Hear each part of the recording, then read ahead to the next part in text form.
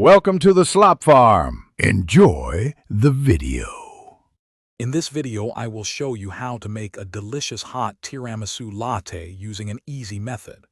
We'll start by gathering all our simple ingredients, then move on to preparing a rich espresso base.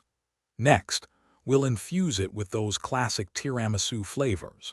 Finally, we'll steam the milk to perfection and assemble this delightful beverage for you to enjoy in just a few minutes.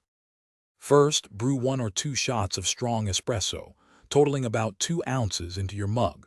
While it's hot, add 1 tablespoon of creamy mascarpone cheese, stirring until it melts smoothly. Then, mix in 1 teaspoon of cocoa powder and a half teaspoon of vanilla extract for that authentic flavor. For an extra kick, consider adding 1 to 2 teaspoons of coffee liqueur or a non-alcoholic coffee syrup. Now let's prepare the milk. Heat about 6 to 8 ounces of your favorite milk to approximately 150 degrees Fahrenheit.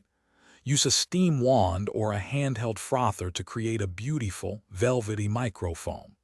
The goal is a smooth, glossy texture with tiny, even bubbles, not large ones. This ensures a rich, creamy mouthfeel for your latte. Finally, it's time to assemble your masterpiece.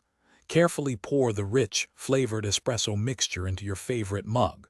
Then, gently spoon the perfectly steamed milk over the espresso base, allowing the foam to sit beautifully on top.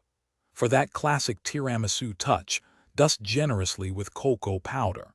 Serve immediately and enjoy your wonderfully warm, homemade tiramisu latte. Thanks for watching. Consider subscribing if we helped you today.